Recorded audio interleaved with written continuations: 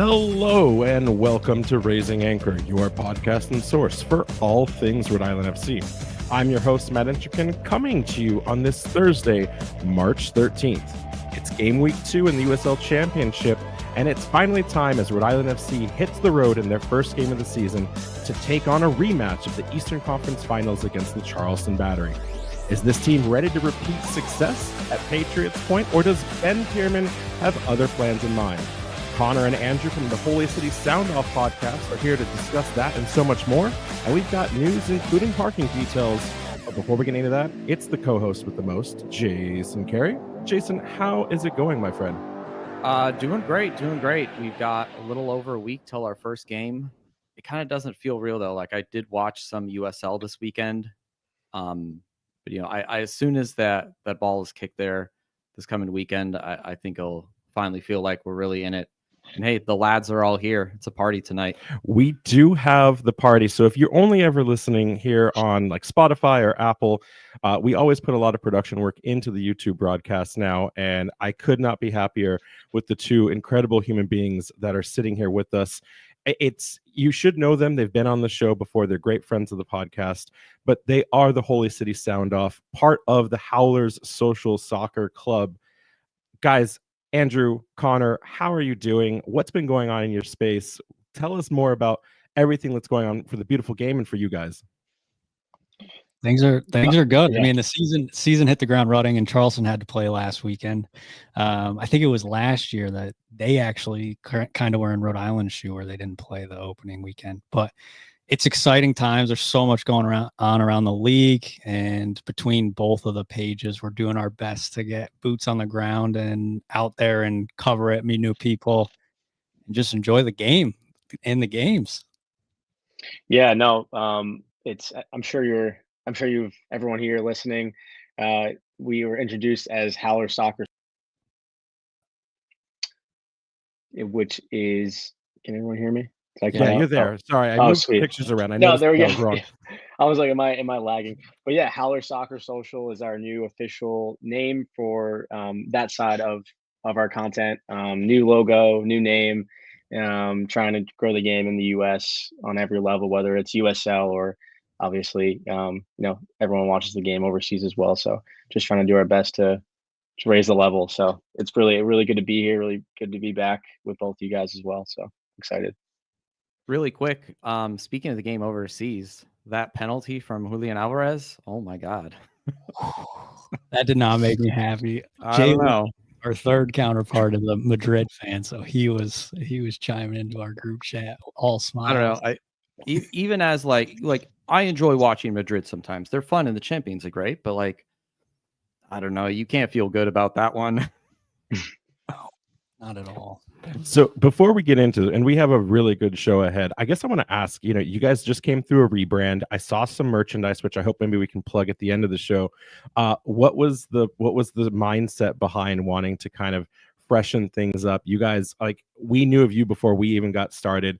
We were so excited. I think the content that you guys put out is bar none better than like 90% of what, professionals and amateurs alike put out there. You definitely put some purpose and thought into anything you post, from going up to Portland to your recent one about the new shirts that you're putting out.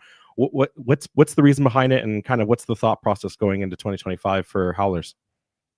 Yeah, I mean, well, first of all, thank you for the kind words. Yeah, thank you. And the fact that you're noticing all that, because we are amateurs. All the stuff we put out, we do have to think everything out. We make a lot of lists, write things down. We're like, all right, what do we got to do? But as far as the rebrand, so for the Howlers, it was previously the Howlers podcast, and now Howler Soccer Social. I mean, doing the podcast, that was great, and we still want to continue that and have those kind of long format conversations around the game, because we learn from that. When people listen, they learn from that, and you can kind of check people on how they think about things, so on and so forth. Like, there's a lot of value in having conversations. But I think part of the rebrand is just the fact that, like, we want to expand, and because we're doing more things than just the podcast, kind of getting it all under one umbrella of a new name, going with a new identity, a new logo, which was fun. That was we probably didn't have to do that, but we really enjoyed it. And Tyler Litwin from Green Mountain Boys up in Vermont was able to help us with that. So yeah, I guess having just more of a multi-headed approach on how we're covering the game, whether it's like going to a game, doing our vlog, is it recording an episode with anyone who is passionate about the game, or maybe not even like sure if they're going to like soccer, we can still talk to them, like get them involved and just have those people like come together around the sport, because there's so much happening on the US front for soccer. Andrew, I'll let you cover anything I missed. Yeah, no, Connor, I think you hit the nail on the head, and thank you, Matt, for the kind words. We're doing our best to put out as much content as we can, diversify that, and I think Connor spoke to it perfectly. That's why the name change and the rebrand. So we're hoping to get some more content rolling. We have some things planned for the upcoming months: April, May, June, July. So we're really excited about it. And as you mentioned, yeah, the merchandise drop is coming. With some more, fun content around that as well. So in the next couple of weeks, you guys will all see what that's about, and we're excited to get it out there. I can't think of a better segue when it comes to merchandise plugs, because Rhode Island FC currently going through their own here. Yeah, and so a quick PSA here that the Defiance 1636 kit pre-orders expire on 3/14, which is, depending on if you're listening to this live or listening tomorrow, either today or tomorrow or yesterday. So it might get extended through the weekend, but I wouldn't take that chance. And if you were thinking about getting one of these, now would be the time. And then also the club has finally announced it will officially be at the Guild for the season opener. Obviously, they're with Defiance, those who are not traveling to the game. So Connor, Andrew, maybe just one of you for the sake of time, because I feel like if we roundtable this the entire way through, we're going to be here for 5 hours. So I'll let you guys kind of pick whichever one of you wants to speak up. You're both in the New England area. You both have seen soccer culture grow here. One, how do we get you guys down to a Guild watch party? And two, who wants to comment on this supporters kit that we see here on the screen? I'll jump in. I mean, I think I'm going to jump in because I'm a sucker for collars on kits, and that with the little bit of pinstriping, that thing it's very nice. If I was a Rhode Island diehard, I'd definitely be copping one. I also like the accents on the sleeves at the end too. So it honestly, Charleston's away kit looks kind of similar with the collar and the lines on the end of the sleeve. So it's very beautiful. I like the color switch up too. It's just like more yellow and brighter, more noticeable, which is good for the fans. Get in the opponent's head if they're wearing it at matches. But I don't think it would take much to get down to the Guild. If we just picked a date, we'd be more than happy to get down there and have a couple beers and enjoy a match. Sounds like a plan. We'll hit you guys up later in the season. See we'll have to figure out a match. Well, we have the Jägermeister Cup, which I'll talk about a little later when it's appropriate. But for now, those are excellent words. So let's continue moving on here. We have some recent signing news, or I guess re-signing contract extension here. But Jason, we kind of teased this last week, right? Yeah, so we hinted at last week, but we couldn't officially release it at the time because it wasn't, available to the public. But it has been confirmed that Frank Nodarce, Karifa Yao, and Clay Holstad all received multi-year contract extensions going into the 2025 season.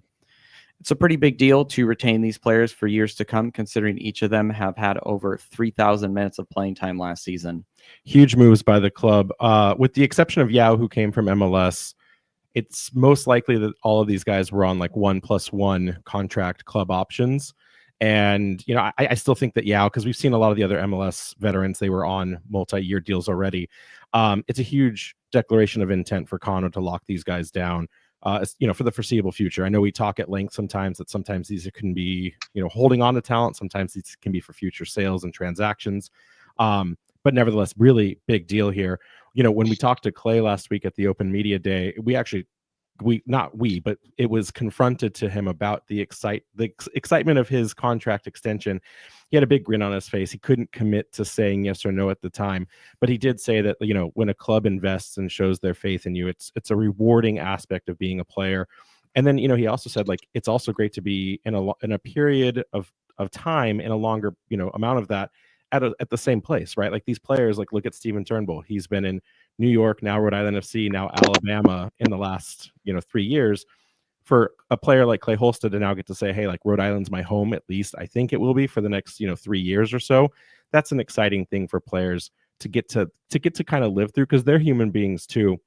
I want to quickly just touch base on the contract itself. Remember, usually when we say multi-year deals in the USL, it erases the current clause, as unless the player or the agent like puts that into like a retainer. It usually eradicates whatever the existing one is and then adds from the current time of where the player is. So like, if they're on the +1 option of the year and then they sign a multi-year, this doesn't push them into like the end of 2028. Instead, it just resets the clock. So when you think about multi-year in the USL Championship, it's mostly 2-year contracts unless they're big name players. A club can't really afford to take that big of a chance on someone that may not work out or things change. So I wouldn't be surprised if a majority of these contracts that we're seeing here for Frank, Karifa, and Clay are probably 2 years plus a club option. It's just the way the USL works. You're not going to see those heavily bloated contracts around the league. Not either way, Todd Bowley special, sign him to 2034. It's certainly not baseball. Like, I still can't believe that there's players now in the MLB. I know it's a different type of like wear and tear on your body, but like seeing a 10-year contract for almost $1 billion is just like, it's wild. The numbers are wild, but either way, it's a great opportunity. These players are now here to enrich themselves in the community, and for the fans to fall even more in love with them coming into the next couple of years. So I think we'll see all 3 of these, unless something gets traded or transferred. We should see these players all the way through the end of 2027. Worst case scenario, they do really well. I mean, not technically worst case, but someone comes knocking and they got to pay up. So works out well for the club in that way. Perfect. Connor, Andrew, anything in terms of contract extensions? I know that you guys cover a larger, slew of soccer here in America. Does this pan out right? Like, this isn't MLS, but this also isn't, NISA or the USPL. Like, how does that fit in your guys' scheme of how you see it? Connor, you want to go? Yeah, I mean, I think that sounds about right. There's a lot of Charleston has done good business like with their contracts. So having players on those multi-years, it gives the club a lot more negotiating power at the table, and I think a good thing and a cool thing about the USL is they're very player first in a lot of the contract. Like, yes, they're short contracts, so it takes some of the like liability out it for the club's sake. But I think you hit it spot on with the fact that like, because it's smaller markets, like it's not necessarily going to be long contracts. 3 years are very rare. So, but like a 2-year deal that shows good intent from the club, I think, to know like, these are the guys we want. We want to show to them. Clay was very happy. Show them like we're here for them and we want to back them. And then having a core group, Charleston has done it as well. Like keeping a lot of the like at least 5 or 6 guys that you can really rely on, whether it's just for like atmosphere, environment, raising the training level, like all those things play into building a very good culture. So multi-years certainly help with those kind of things. All about the vibes. I think in terms of player like availability to, if things don't work out, we've seen players, I think we saw it last year with, I'm blanking on him. He went to San Antonio, Connor, brief stint with the Battery. Oh yeah. Jake LaCava. That's Jake LaCava. Like, obviously things didn't work out. It was going to be it was a really exciting signing. Just his pace, his power as a player. Didn't really see the minutes that he was probably expecting, and the form wasn't there entirely. They moved on from him quickly, and it seemed like that process was smooth and seeing a player exit. So like there is that flexibility that players can leave if they're not living up to the standards, or it's just not a good mix. From when they get signed to when they depart. But I think it adds a layer of that, and then just allowing for players to come and go when the timing's right. Likewise with Prince Sadie. I mean, sounds like a very similar Charleston's story to not ready for that. We went through with him. Oh yeah, that he didn't work out for us. He didn't work out for them. I was optimistic. I think I was someone who said like keep an eye on him in the Eastern Conference Final, and he didn't see the field. But hey, he's at Westchester now, so still playing. Yeah. No, it makes you wonder too. Like, you look at a team like the Battery. They're one of the legacy teams. Like they're one of the grandfathers of the league and soccer in North America. They predate some of the teams in the MLS. It's interesting. I kind of wonder who will become, I think Andrew was the one that said it about that presence. Like, because sometimes players are kept on in retainer for their locker room, right? Their ability to teach and kind of mold the next generation of the players to the RIFC way. I wonder who might become like the journeyman who never leaves, but never they're always there. Maybe they eventually transition to like player coach. Like, is it going to be Kevin Vang? Like, I don't know. We'll have to find. Like, for the Charleston Battery, who would it be right now on that team? Is it like Mark Segbers? We had it last year with I would say Robbie Crawford. Robbie Crawford. He did transition to a coach.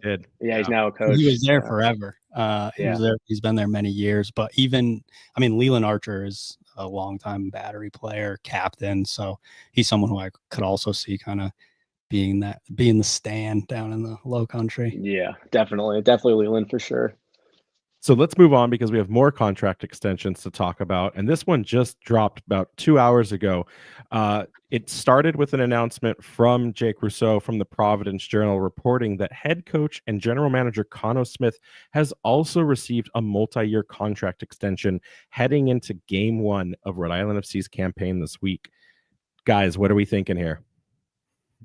I think here, with what Cano did last year, I bet he could kind of strong arm Parkhurst and Johnson there and to say, hey, like, first year we weren't sure. I took you guys all the way to the final. We have a very strong squad. We have a brand new stadium. There were a few rumors, nothing materialized off season though, about like people looking into him. And at that point, he was in the pole position there to kind of, make some demands. So. I mean, it's got to be difficult if you're, like you said, if you're one of those two, because Cano now holds all the chips going into that second year, or I guess technically third year, right? Because, a lot of people forget that, one, he'll tell you firsthand that he didn't accomplish anything last year and that it was the fruits of his team's labor and not his own. But like when you look at this contract extension to begin with, Cano was hired in 2023. So on a multi-year for that purposes, he was signed for 2023 to build the team, build the culture. I know he loves that word, but then in year 2, it was to really kind of see where the rubber hits the road. And here you look at what he accomplished at the end of that season. It is really hard to argue that there is anything other than like, you got to pay the man, right? Like, I don't know if people really think about like how many years go into a coach, but remember, if players are something that management and ownership want to take chances on, coaches can kind of go the same way, especially an unproven head coach. Like everyone hoped Cano Smith would do well. Everyone believed in Cano Smith, but no one knew what Cano Smith could do in this first year of full play. The timing is kind of crazy here too, right? They haven't even played the first game. I mean, like, who knows what's happening from here? So I wonder if this is something that's been ongoing for a while, and he kind of had to really negotiate his case. And for his case, for what he did, hopefully, he got his bag, as they say, I mean, it has to be, right? And, when you look at, because it couldn't be anything else, right? You come immediately off of the USL Cup runner-up. You've won the Eastern Conference final. Those just the way we scout and sign players like Maxi Rodriguez, that was 6 months in advance that negotiation started. If Cano had anything other than the success he had, he would have already been, potentially talking to other suitors. So there definitely was some back and forth. I guess I feel it, and like maybe Andrew and Connor weigh in here in a second, but like if it gets to this point into the season versus like closer to the romantic ending that happened where the almost, like, this must have been a hard fought battle between coach and ownership to find those details, right? Like, did coach go after money? Did he go after time? I don't know which is what he would look for. I see coach in the next 3 years making the next step up to MLS, whether it's an assistant coach or, maybe coaching the Revolution. And like the money, the pay raise will be so significant, just making that jump automatically. It feels almost immaterial to like worry about a 3% raise versus a 10%. I mean, it's significant money, but like, you'd almost want the contract extension so that if things go off the rails, like, okay, yeah, they're gonna let me go and sign someone else, but at least I have 3 years to be paid out for. Yeah, you have the security there. Yeah. Andrew or Connor, what are your thoughts on Cano overall? Is this normal for a coach to be signing his contract extension this late into a season? I mean, it's great for the club that I think when you have a contract extension, it's great to see. It shows that the club is backing him going forward, even though a ball hasn't been kicked yet. And obviously, Kano proved everything in getting that new contract. And I also think that, you know, it is something like you said. Like, is it time what he was buying? Was it money that he was waiting on? We see that kind of happen with like how the Battery negotiated with CD Castillon with Nick Marcanic. Like they had they had an offer on the table. They let it brew, they let it build. So, and then they got a bigger offer that they were like, yes. So maybe it was something like that from Kano's perspective and kind of what he was looking for. But yeah, I think it's great for the club. And there's obviously, you know, there could be that first season high that got you guys so far. It doesn't go uncredited that you made it as far as you guys did. There will be a lot more going into this season that will tell a bit in terms of now that he has a full second season with, you know, most of the players returning from last season. But you know, I think having the backing from the club is going to give him all the confidence in the world, and the players the confidence that he's here to stay, for them to keep playing at the level that they have been since last year. So yeah, it's great for him and great for the club. Can you imagine Kano, going to Brett Johnson and saying, "Hey, I'm not going to promise you wins. I'm not going to promise you results, but I am going to expect you to take care of me right now." Like, I wish I had the Kano swagger that would require. Connor, question to you then. Could you see Coach Kano coaching the New England Revolution in the next couple of years? Because the way that team is off the rails right now, like the anti-Porter sentiment is growing. You've got a proven wooden spoon contenders. You've got a proven professional coach with ties to New England. The system always benefits from trying new things versus recycling the same kind of, I don't want to call them failures, but those coaches that just spiral around the league and like they maybe get 8th place into the playoffs, limp in, and then they get asked to leave, the very next season. Could we see Coach Kano back with the team that he started his professional career with? Wow, that's I mean, I wouldn't rule it out of like the realm of possibilities. A couple years, I guess it depends how quickly like the Revs are able to like cycle. I know they've gone through quite a few coaches, but for him to make that jump so soon, it could happen. But I would say making the jump down MLS maybe after like 2 more seasons in the US Championship, at the minimum. But I mean, I don't see why not. If he keeps coaching at the level he is at right now, and then also the fact that he kind of he carries 2 different roles with Rhode Island as like GM and head coach. That's I mean, if you can walk in and have, as you mentioned, the Kano confidence, like if you can be like, oh, I know how to like not only coach these players, build a culture from ground zero. Like I walked into a completely new team, took them to the conference to the league final, and then also in like managing the ins and outs of like how players will come and go. So I think why not? He clearly is committed. He's young and he's doing well right now, and hopefully it continues. He won't need to coach the Revs because he'll be coaching in the USL Premiership in a couple of years. So there's no need to go to the MLS and feed talent there. We got plenty of talent to grow here. So yeah, I don't think even Big Sam could save the Revs. I mean, at this point, I mean, hashtag not an MLS podcast. It's a good point about USL 1 though, or USL Division 1, excuse me, because that could be the major leap for a lot of coaches. I mean, teams are not going to automatically recycle their head coaches when they make the leap just because they have to. I know Sporting Lexington's kind of a bad example of that, where they did reset with their coaches. I think Terry Boss is now the gaffer there. But nevertheless, like if he does go, I do want it to be as long as possible after we've got a full war chest, a cabinet of trophies. But like it's either he's going to make the leap as the next one, or there's going to be another interim coach in the Revolution history, I think, before they go, hey, Kano, why don't you try your luck up here? But anyways, we got to keep moving on here. Broadcast schedule is out for both TV and radio. It's been a busy week for Rhode Island FC as they've announced multiple new ways of watching and engaging with the club. RFC announced its TV broadcast to include 2 nationally televised games, which we covered with the CBS and ESPN deal. But now they've also officially confirmed that there will be 5 locally broadcasted games on WPRI's MyRI TV. And then we now have the NESN package in its entirety. There's going to be 24 of those games on NESN as the Ocean State's exclusive regional broadcaster. The big deal here is when you look at the 5 games that will be a part of the MyRI TV access. So this is now free, super local, hyper local ability to watch these games. You're going to see first and foremost Saturday's Saturday's opener against the Charleston Battery. Then you're going to see the historic Tidewater Landing home opener against San Antonio FC. And then there's going to be 3 additional games sprinkled through the rest of the season. Saturday, May 24th game against the Pittsburgh Riverhounds. Wednesday, August 6th game against Detroit City FC, and then Saturday's game on September 13th against the Indy 11. Ironically, if you look at the teams that are stacked in those 5 that we just mentioned, the significance of the Charleston Battery cannot be undersold. We're going to talk about that at length here in a minute. The home opener cannot be undersold. The 3 other opponents that they picked for us, those were the toughest matches we had all season. Like, they're not going out and getting goals galore against Miami FC.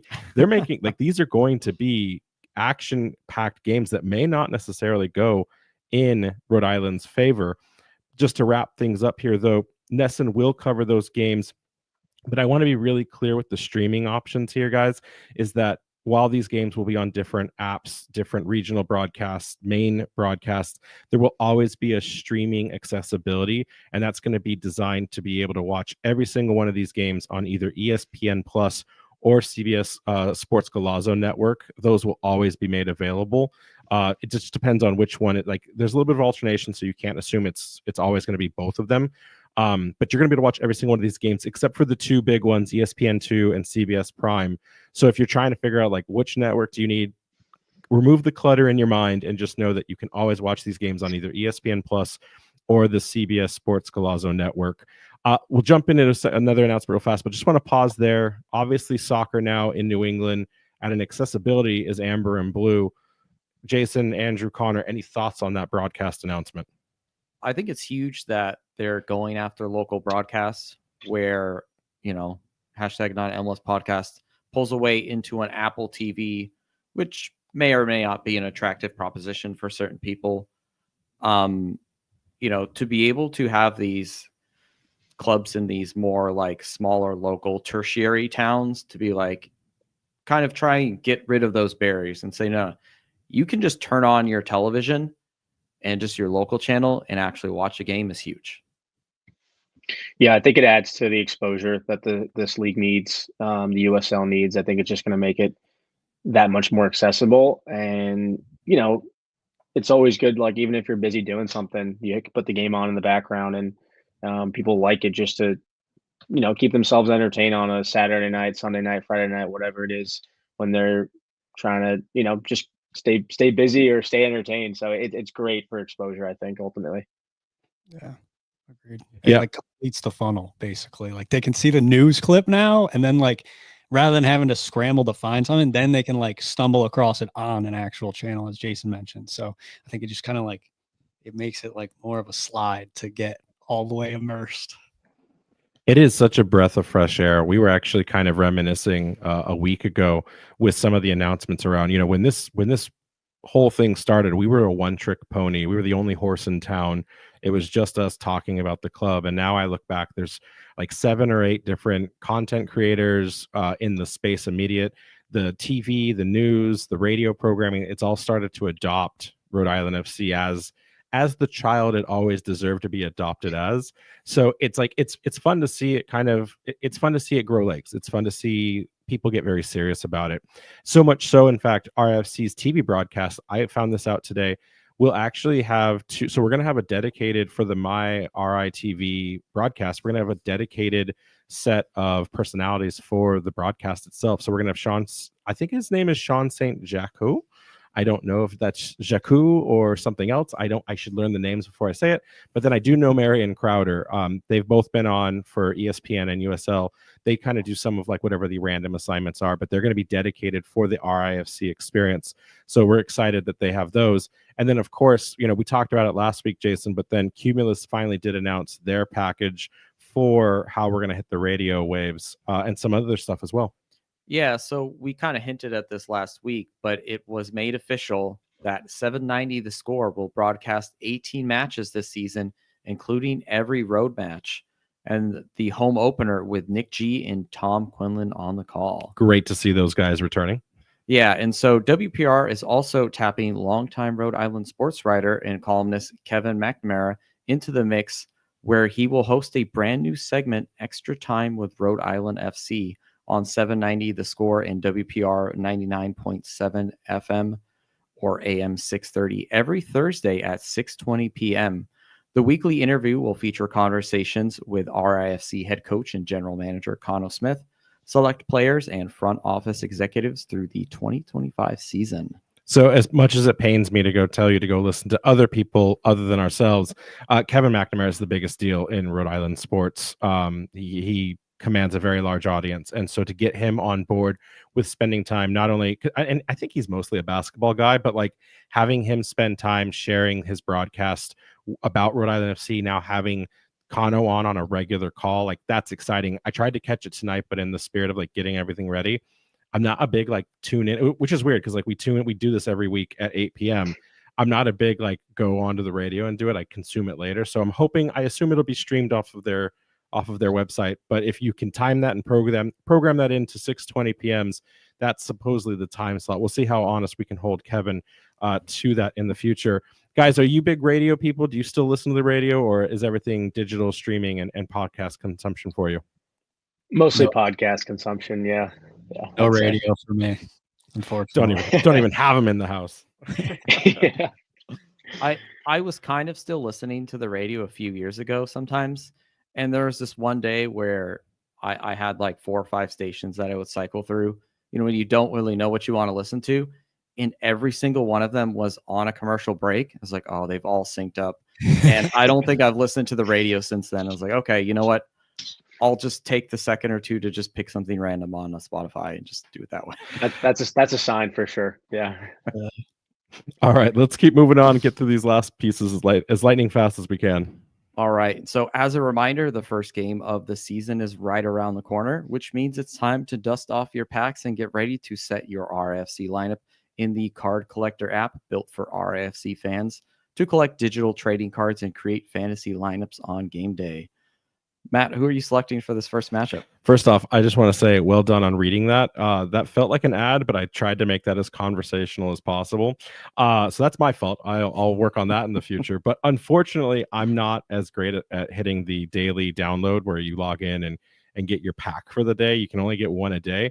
I think my current streak is 4. And I think last year my current streak was like at best 11.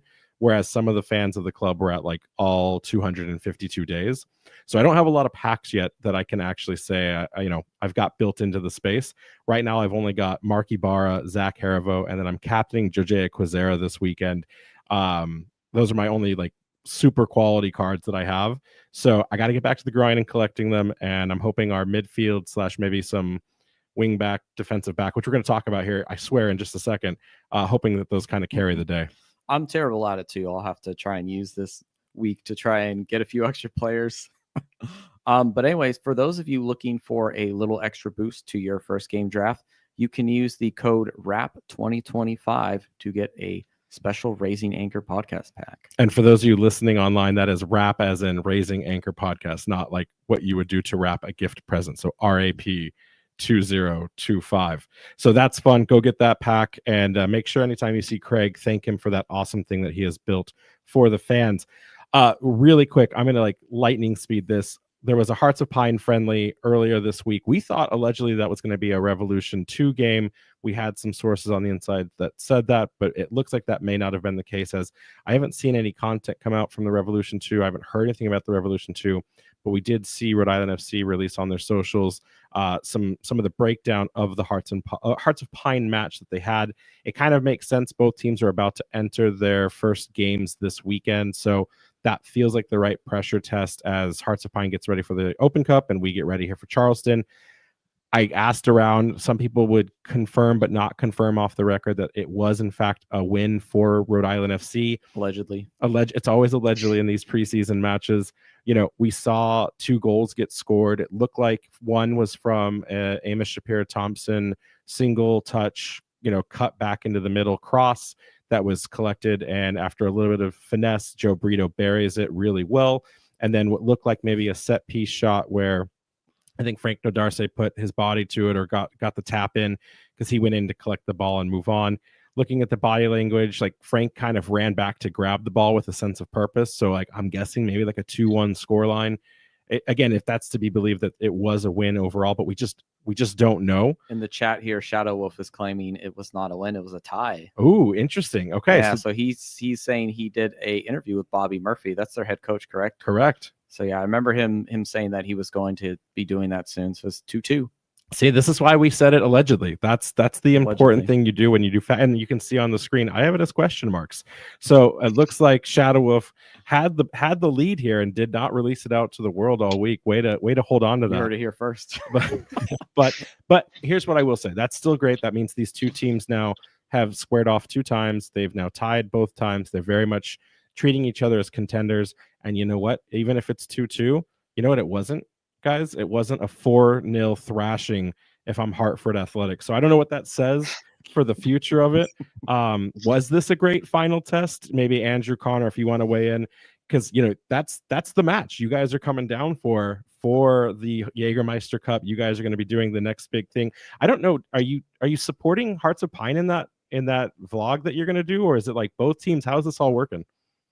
For the match that I think we're going to do the Hartford Jaeger Cup game at the stadium, but we will be going up to Hearts. So as far as support, I don't know. I might have to just wear like a plain white tee into the stadium. So yeah, we're neutral. We're going in neutral. I don't know if I like that. You guys can have your affinity for both. You just have to pick which child's better in a game like this. I'm a Hearts of Pine fan too, but like, for that game, I won't be. Which Hearts of Pine game are you guys going up for your visit? We are going up this Thursday for the Open Cup game, and then we're also attending their home opener match in May. I think it's Knoxville, I believe. Knoxville. So that will be at their stadium, and yeah, home opener will be exciting.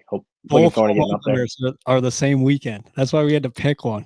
Yeah, we had to pick one. Yeah, Rhode Island's is Saturday and Hearts is Sunday, but when we go for those trips, we try to do 2 days and stay. So yeah, we had to make a tough decision. It would have been tough to go all the way to Portland and then back down to Pawtucket for the game, or the other way around, actually. Spoken like a real Rhode Islander right there. Was this you guys have now been following all of these clubs. Is this a good pressure test? Like, is this what we can expect from both of these teams, especially when they meet up later in the first round of that Jaeger Cup against each other? I mean, I would expect Rhode Island rotated some players where Hearts can throw a little bit more out there in terms of like leaving starters on and stuff.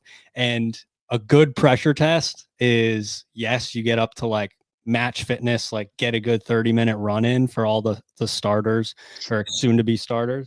But the biggest thing I will say is coming away with limited to no injuries would be like the ultimate win. So that's how I would describe the perfect like lead up pressure test preseason match. Spoken perfectly. Let's move on. Final bit before the biggest news. Jason, hit him with that Open Cup calendar. All right. And so U.S. Soccer today announced the opening 2 rounds of the 2025 Lamar Hunt U.S. Open Cup will air exclusively via its YouTube channel, youtube.com/US Soccer, beginning with next week's first round matches. Now you know and plan accordingly. Also, just as a bit of scheduling coordination, while it's very much unlikely that we get a round 3 bid, we then are set to host in round 4 if we advance. So maybe pencil in your calendar there to be available May 6th or 7th, because Matt's full-blown conspiracy that we're going to host the Revs at home. We will. I mean, just put your tinfoil hats on, put the good juju out into the world, because we're winning our first round in round 3, and then we're hosting Revolution in round 4. You guys are going to have to probably come down for that. That could be the biggest soccer event in all of New England history when it comes to soccer. I mean, outside of like the first Open Cup ever hosted in like 1904. So big things ahead. But let's get into the hubbubaloo of this week, which was the parking got announced on Wednesday. It was a plan that was released in conjunction with the city of Pawtucket. I'm not going to bore you with all of the details because the full article is worth the read from any of the agencies that put it out. Just want to quickly touch point on the biggest points in the announcement. One, they identified over 3,600 parking spaces within a 0.75 mile radius, which is roughly 9 to 15 minutes, depending on your pace. They are offering one free parking lot, which is about a mile away or about a 20 to 30 minute walk. Within that 0.75 mile radius there are 18 different lots that are going to be made available and operated by the stadium, and that'll include ADA accessible parking options, public transportation options, dedicated ride share and drop off, as well as pickup, bike and scooter parking. They thought about the scooters here, guys. And then a designated pedestrian pathway that they're calling the March to the Match. Now, if you're following along, watching online, you can see the different radiuses there. The ones highlighted in yellow will be the premium parking, and then all of those lots in the darker bay blue, those are going to be the lots that you can prepay for and reserve. I'm going to talk in a minute about how they have access made available for these to be purchased, but overall, and then you can also see, by the way, the March to the Match is that little faded blue line. Overall here, I want to just kind of quickly check in with the strategy here. You know, you guys have all been to soccer experiences all across the states, maybe even across the world. This is an urban environment. Want to quickly get your thoughts. You know, Andrew, Connor, did the club get this right? I would say, I mean, with what they had available, from what I can tell, it looks like a pretty like clustered area. Walk into a match or having to walk like 15 minutes. I mean, maybe it's not ideal as like US sports fan, because generally there's like a massive parking lot in the stadiums away from things, but like for the matches that we've been to in the UK, for example, like it's not uncommon to just jump on the tube and then have to walk to the stadium. So maybe it's got a little bit of that European bridge where you gotta walk a little ways, but hopefully it all works out. I don't think it's like too drastically spread out from what I can see on the map. Yeah, I Jason.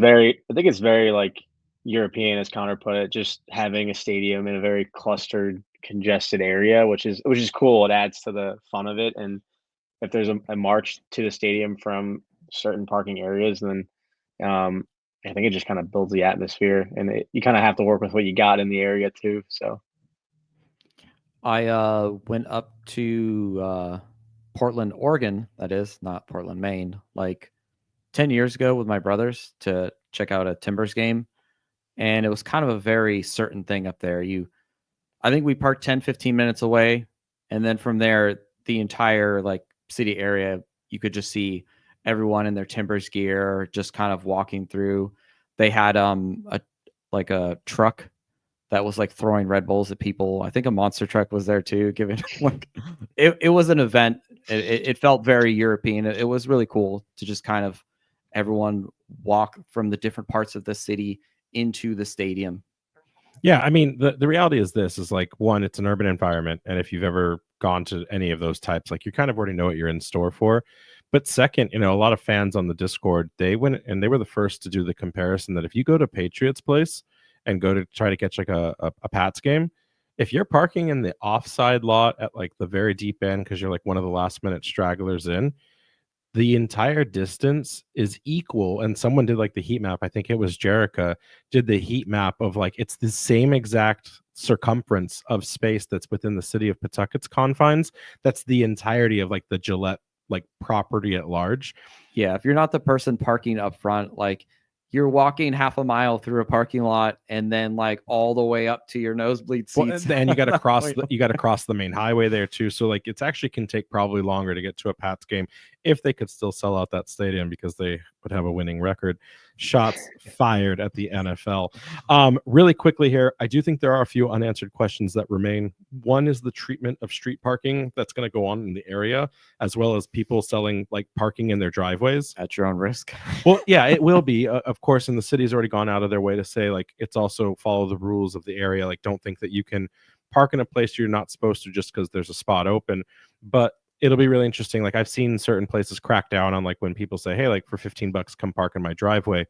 I'm actually kind of worried more about the fact that people are going to slow down the ability just to get to the lots. Like we need to probably break down what's the quickest and the easiest way to get to wherever we're going to go, because I can just see people like slowly idling with their hazards on, just waiting for like a car to leave or which spot I'm going to go to. But there's that. And then probably, and this one's intentional at the moment, but this is the biggest one that I'm surprised I haven't heard more about. No tailgating information yet disclosed. Now, I do know, and that's like, this is from more of the city of Pawtucket side than the club. There is ongoing conversation to reserve at least, there's going to be at least one lot that's reserved. There may be additional ones, but right now it's one that's going to be confirmed. But there may only be one lot for tailgating. And this information will probably have to get out sooner than later, because tailgating kind of became a core experience at Burns Stadium last year. So if there's only one lot, that will change the dynamic a lot. Like, do you have one car go in, set up the tent, and then like you're parked in, I don't know, M17, and you walk over where your friends are? A little bit of information there. And then we also haven't confirmed what's going on with the ability to drink and have open containers. Tailgating is more of like open flame as well as drinking, but there may be a situation here where you can't consume alcohol when you just park in one of these random lots. The city requires permits, planning, and all of that, and it has to be organized by the club. And if the club wants to do it by lot, that's one thing. If they want to talk with the city and say, hey, like every RIFC game, like we're just gonna like, it's gonna get wild and crazy here in the streets near Taft. Don't know yet, but that's kind of something that I think we need to hear. And then it all kind of comes together as this is the strategy just for RIFC. What are we going to be doing for like the new women's elite rugby team that's coming in? What are we going to be doing for all of those events they plan? Is this the same parking infrastructure and system that we in place? Because some of those lots during the week, they get used by the city and by like people that need to work throughout the city of Pawtucket. Like that parking plan, how does that work for a Wednesday Open Cup game against the Revolution? Chaos, just chaos. So it's a first positive step. I'm glad that people didn't complain about having to pay for parking. Maybe the free lot is the offset there. I was expecting that people were going to like just be really like negative about it, and it seems like mostly it's been positive reviews about the parking plan online. Is this going to be a nightmare in games 1 through 5? Yeah, probably. Yeah, but just buckle up and have fun with it. Finally, really quick, these are important dates. So if you were tuning all of that out, just remember, if you're a season ticket member of any type and you're looking to prepay your parking for the season, you will have to prepay all of it in one go. And it's going to first release on March 18th for those premium spots, which are highlighted in amber. That's the T1 through 3 lots. Those are only for premium season ticket members, aka VIPs. If you don't have a VIP spot, which is a suite, a loge, or one of those like comfy chairs, you're not March 18th. You're probably going to be with the rest of the premium and general season ticket members on March 25th, which will get you lots D4 through D6 and then M7 through M18 for the full season parking. From what I've been told, you do have to buy all of them in advance, so you can't part and parcel it. That's why it's being offered first to the season ticket members, and then April 3rd will be the general public, where you can get any kind of individual game day parking plan. If you prepay those games and choose the lot that will be available left, you'll pay $20. If you don't do that on site on game day, it'll be $25. For those of you asking where that tailgate lot will be, that is M7, which is the Apex lot. That's where also Defiant 1636 will be. So if you're looking for the spot where the biggest party is going to be, you're going to want to try to target either M7 for the actual tailgating, or if you just want to be in proximity, it looks like that's going to be M8, M9, or M10 as well. So just kind of file that away. Don't miss your reservation spot, because those are probably going to go faster than the tickets you tried to buy at Tidewater. And I think that's enough to say about that. Any final thoughts on parking? There will be a town hall, by the way, if you want to attend it. That'll be curious. That's where people get to pepper the club with questions, the burning questions that they can find. But otherwise, email your ticket rep and you can figure it out from there. No plan for boat parking, but we'll figure that out when we get closer to the season, I imagine. It's called just dropping an anchor, Jason. You just drop the anchor and you. What are they going to do? Okay. All right. So let's get into this now. It's been a minute. I swore that we would get into this. We're only like 50 minutes in, and we've just been talking about the news. Raising anchor. And these guys are just like, we just came here to talk about the Charleston Battery. So let's get into this first and foremost. Andrew, Connor, wasn't a exceptionally great week for you guys last week down in the Low Country. It was probably the biggest game of the weekend, but I don't think it really fell towards the way the fans were hoping in terms of results. What can you walk us through in terms of kind of like what happened there for game 1? Yeah, as far as the match, yeah, not at all the result you'd want on your home opener against arch rivals. But to sum up the match, first off, I think it was great to see Patriots point packed on the home opener against Louisville. Louisville's always a strong team, and the biggest thing that I noticed in the match, aside from like a glaring, what I would say, refereeing miscall in the red card for Arturo. I think that was extremely harsh to give a straight red there, especially as it was like his very initial involvement in the game. But overall, it's something that in the early stages of the season, with the player turnover that the Battery had, obviously having to replace Nick Marcanic, Golden Boot winner of last season, and many other attacking pieces, it was good to see the Battery control the game from a possession standpoint. But again, I think Pirrmann said it himself. You have to be able to do something with the possession. And from watching this, like the full 90 minutes, it's hard to say that we deserved much more than a goal because I don't think enough like true chances were created. It felt like when we would go forward, a lot of possession would come out of the back. And then when we would go forward, it'd be crosses in from wide areas, even though it was a lot of possession that we had. And with the new front line, like sure, Cal can go get on the end of a head ball if he's creeping around the box and it just tees up right. But it just felt like it was lacking that additional thought or interchange that might come further into the season once the players have truly had a chance to gel. So that would be my kind of overall statement, is like great to have the ball, but you got to do something with it. And I think just that attacking fluidity is something that's going to take some time for the Battery to really queue up. Yeah, I think Connor put it well there, and also in terms of possession, maintaining possession and not capitalizing on chances. It's something we saw a lot last year, especially like in the first few games of last season. I also think that yes, the red card wasn't what anybody would want to see in that type of game, but the goals that we conceded were pretty. I mean, the second goal itself, obviously, new goalkeeper.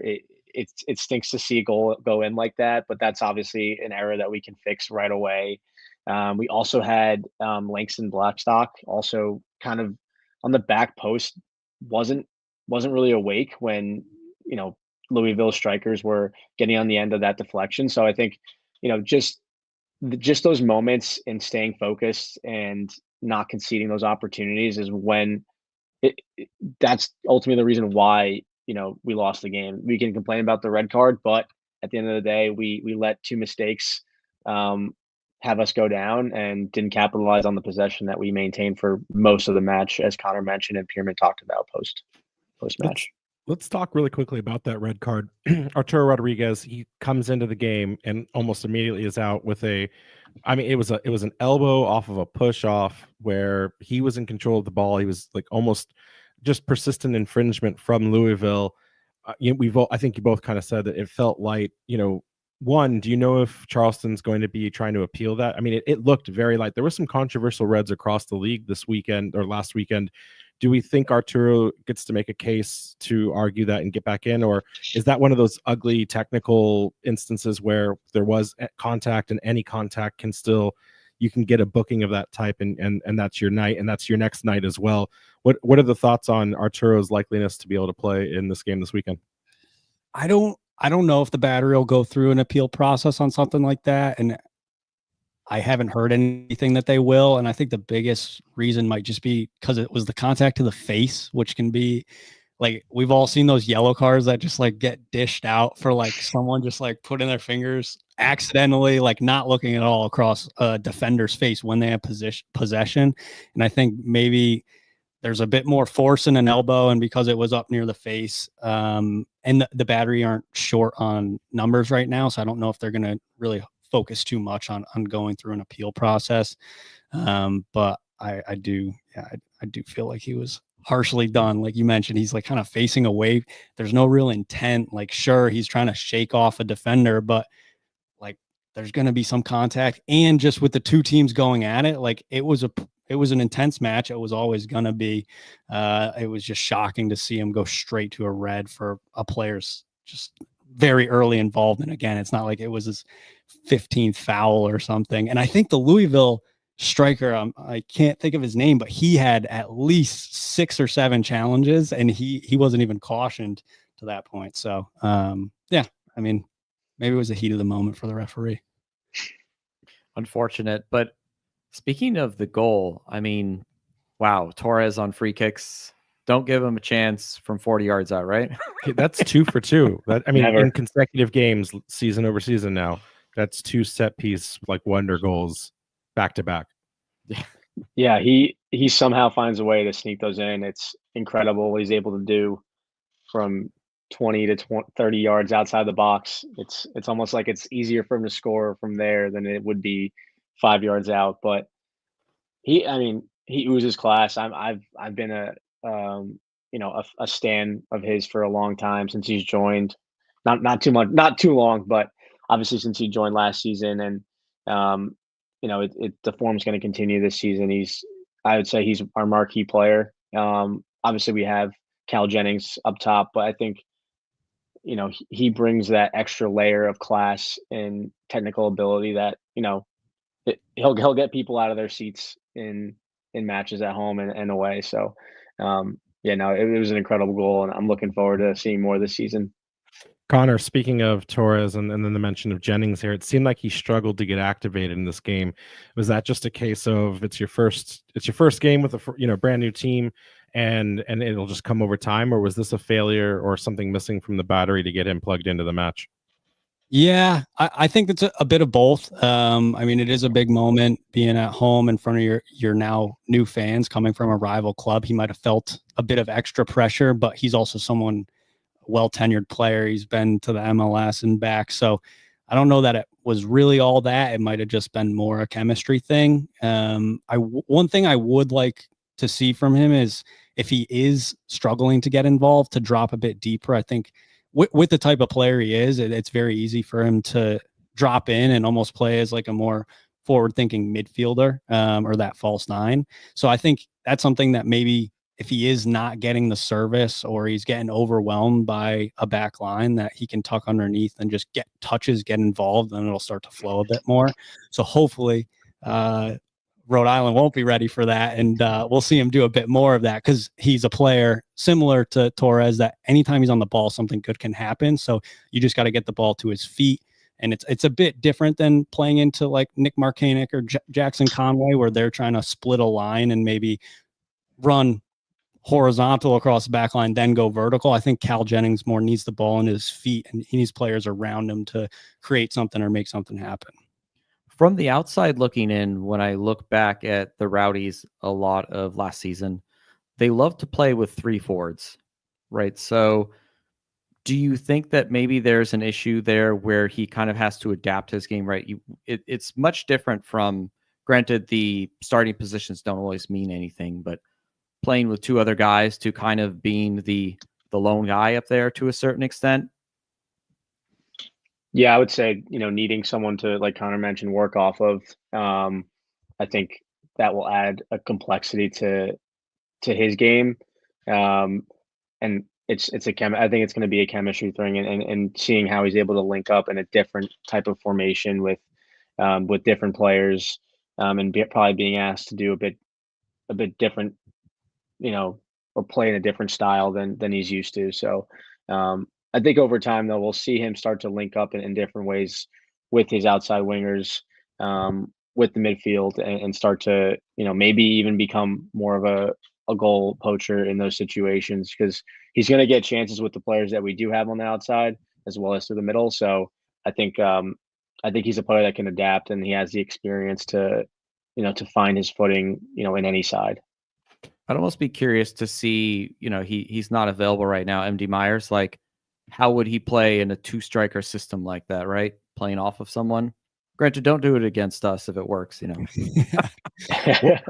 Well, I mean, honestly, Cal Jennings needs at least 3 games before he can put one against us. So unfortunately, it'll only be 2 for him this time. And we're going to talk actually about the wealth of forwards a little bit later here. But I want to move on and just kind of get through the recap. You mentioned a minute ago, maybe that goal, I don't know that it was necessarily impacted by the red card. It was a long range strike. Zumidio felt like he should have locked that down. He doesn't. You kind of already touched on it. Well, did Lou deserve this win? OP? Well, no, I mean, just did Lou deserve this win? You mentioned Ben Pirrmann said this is the goals that we got are what we deserved, but should this have been a draw at best? That's hard to say because it is an error that was made. So I think Louisville did enough to win the game. I'll say that. I think they did, despite it coming off like the winner coming off an error. I think the ball took a bounce right in front of Zamudio, which made it tough to read. But again, like he has to, and he was great the rest of the game, so it's tough to see that error. But I do think Louisville did enough. Kind of picking their moments off the counter. They looked like they were creating a bit more potent opportunities in attack, or more likely to score. Yeah, if either side, if Battery had gotten the Battery had gotten this result, these are two teams that don't like each other on and off the pitch.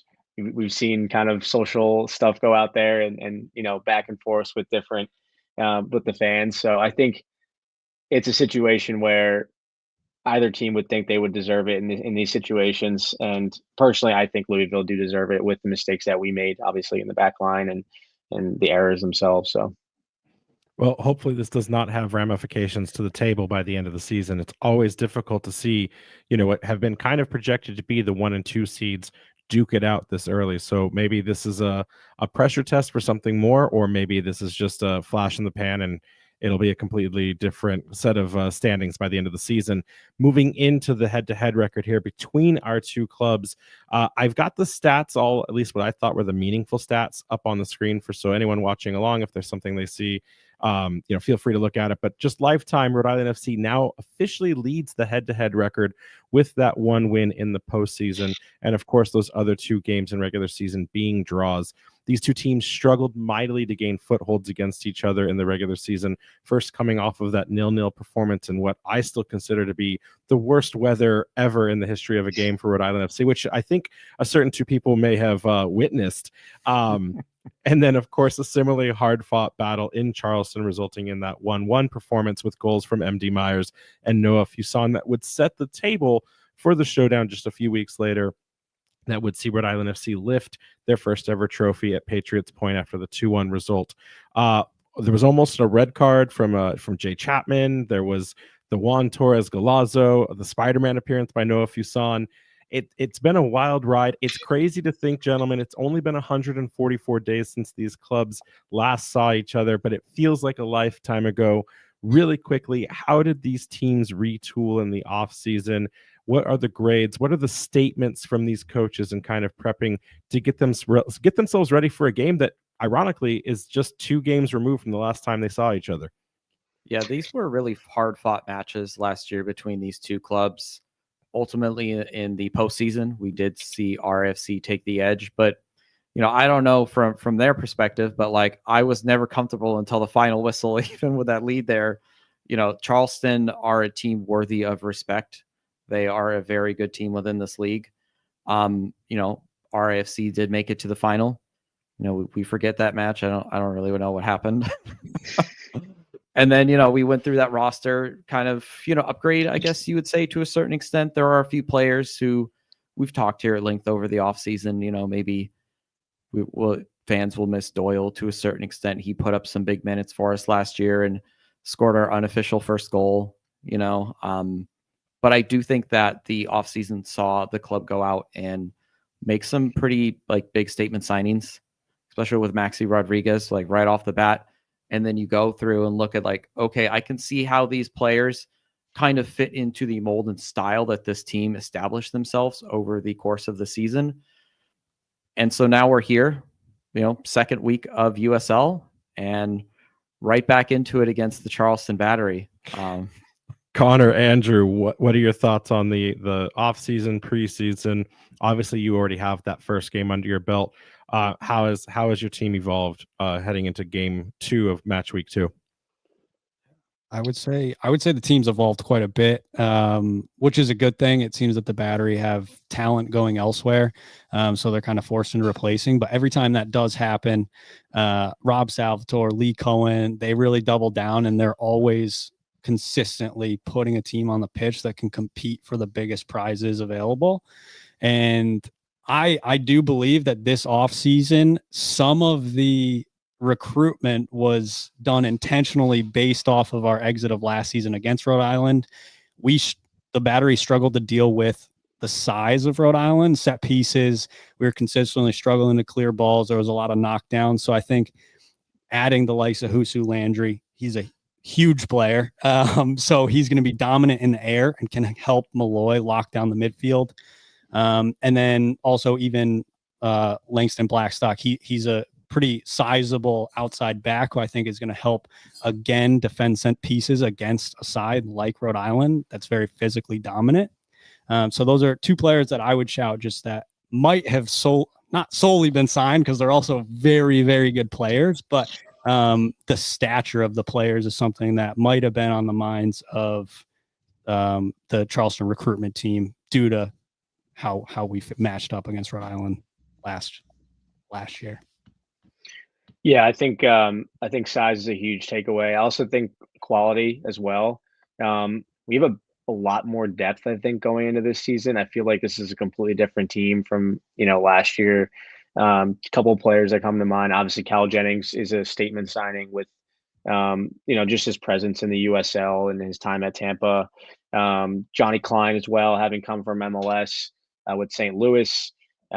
We did sign Ortiz Vigo to a full contract. We was on an academy contract last year, so you can kind of almost spot that as a new signing. And people like to compare him to Fidel as that up and comer, similar situations with his appearances with the youth national team from Mexico.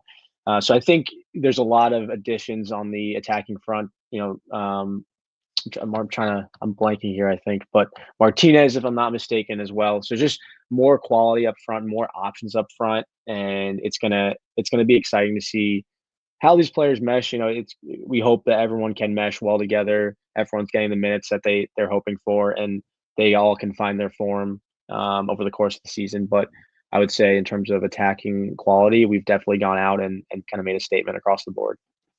It might just be those 2 games removed, but in a lot of ways, these teams are very much different, right? Like I looked at the Charleston comparison from the Eastern Conference Final to their first game of the season. Only 4, and I say starters in air quotations because you guys were going through some rotation at the time. Obviously, some players may have been just dual specialists just to line up against Rhode Island for that one particular game. But there are only 4 players that carried over from the last game to that first game. Meanwhile, Rhode Island FC, we're definitely going to be introducing at least Maxi Rodriguez into the starting lineup.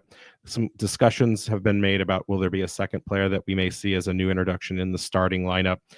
When you consider the fact that Quizera was not available for the Eastern Conference Final because of the international duty, at least in the sense of being able to get the minutes that he wanted. There seems to be a lot of change or at least restructure in the Battery side versus maybe some consistency that's going to be tried to be deployed on Rhode Island FC's behalf. I guess if I were to ask you guys, which one of these teams is coming into better shape coming ahead of this game on Saturday? Jason, we'll start with you. It's tough to say. We've already seen Charleston play a game, right? So I have that extra bias of I kind of have an idea of what they're putting out here this season. Anything I'm going to throw out there for RFC is going to be based upon last season. I know, like you had mentioned, we're going to see a lot of familiar faces. There's maybe some, we have some discussions about what that lineup will be. I know we have kind of a concern at the back right now, and maybe some kind of figure out who's going to line up back there. I think both of these teams came into this season, like the lad said here, they went out and made some big signings as well too. So they're going to continue to be a formidable team. RAFC coming off of, making it to the final in their first year, went out, continued to sign some more players here. I'm feeling like a repeat of last year's, not to get right into predictions, but like a repeat of last year's kind of matchups. Oh, it's with the exception of postseason, right? It's going to be a tough, hard fought match, and I would not be surprised if a draw. This is a revenge story. Charleston has everything to fight for. Rhode Island FC already got where they wanted to go. So the dog, if there's a dog in this fight, it's probably in Charleston's corner. In all honesty, got that dog in them. They got that dog in them. Gentlemen, anything really quickly on like the thoughts of the battery's new chemistry here with these new additional signings? I think, like I said, you had like 5 new players total in the roster for game 1. Any thoughts there?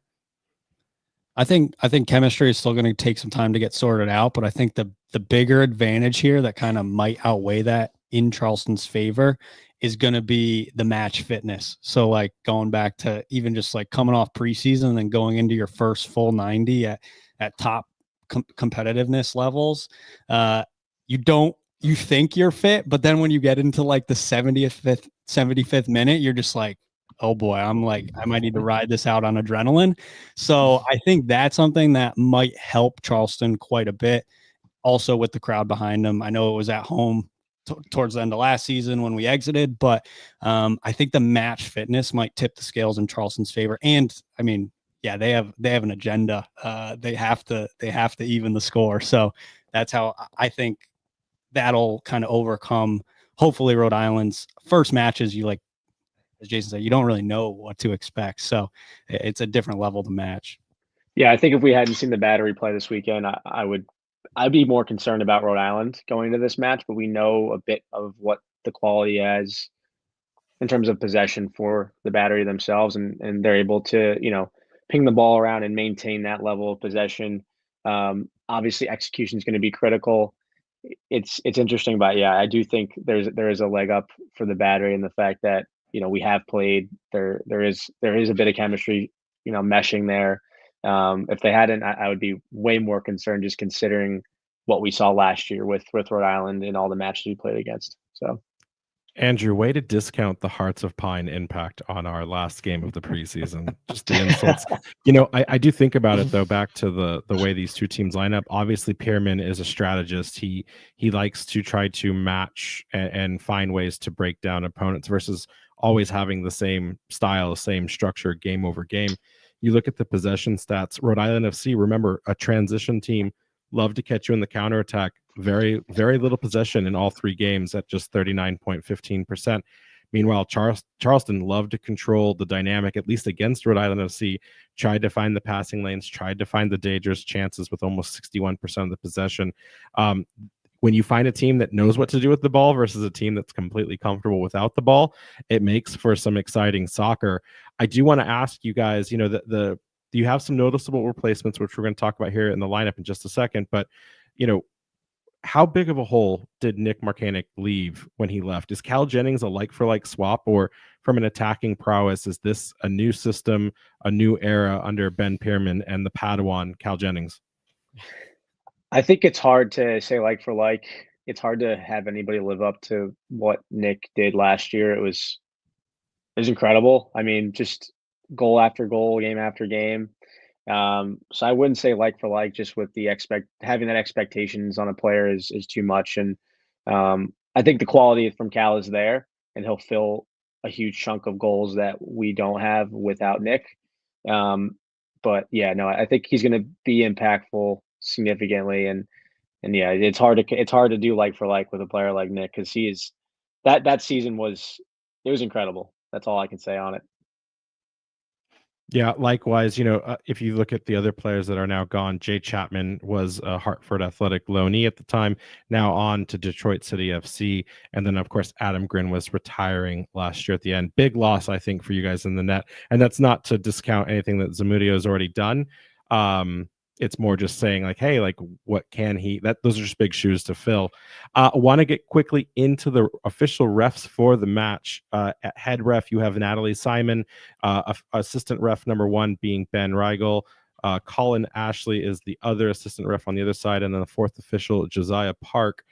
A little bit of controversy here in this head ref for those of you guys that pay attention to the larger league with Simon last year, as she oversaw the now infamous New Mexico United versus the Las Vegas Lights playoff game that saw 12 lights on the pitch for a couple of minutes there during that playoff.